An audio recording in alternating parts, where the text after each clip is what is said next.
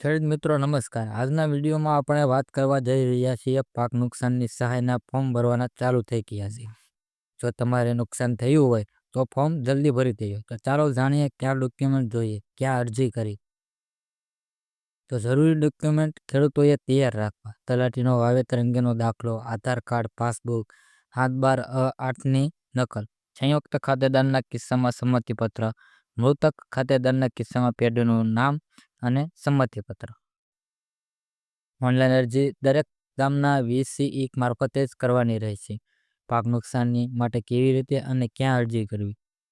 તાલુકા વિકાસ અધિકારીને સંબોધાયેલા નિયત નમૂનામાં કૃષિ રાહત પેકેજ krp.government.in પર VCE મારફત ઓનલાઈન અરજી કરવાની રહેશે.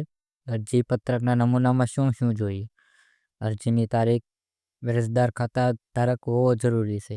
ગામ નમૂના નંબર 8 તલાટીનો વાવેતરનો દાખલો, ગામ નમૂના નંબર 7/12, આધાર કાર્ડ, મોબાઈલ નંબર અને bank account number, IFSC code તથા નામ દર્શાવતી બેંક પાસબુકની નકલ. સંયુક્ત ખાતાના કિસ્સામાં શું થશે? અન્ય ખાતેદારની સહીવાળું ના વાંધો અંગેની સંમતિપત્રક. હું ખેડૂત છું તો મને કેટલા સહાય મળશે? આ સહાય 2 હેક્ટરની મર્યાદામાં મળશે. હેક્ટર દીઠ 22,000 મળશે. હું ખેડૂત છું તો મને કેટલી સહાય મળશે? આ સહાય 2 હેક્ટરની મર્યાદામાં મળશે. હેક્ટર દીઠ 22,000 મળશે અને 2 હેક્ટરના 44,000ની આર્થિક સહાય આપવામાં આવશે. કેટલાક તાલુકાના અને ક્યાં ખેડૂતોને લાભ મળશે? કેટલાક તાલુકાના અને ક્યાં ખેડૂતોને લાભ મળશે? 251 તાલુકાના 16,500 ગામના તમામ ખેડૂતોને લાભ મળશે. શું સર્વે ન થયો હોય તો પણ અરજી કરી શકાય? હા, જેનો સર્વે થયો નથી તે ખેડૂતો પણ સહાય માટે અરજી કરી શકે છે.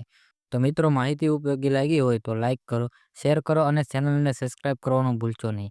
ફરી મળીએ નવા માહિતી સાથે. ધન્યવાદ.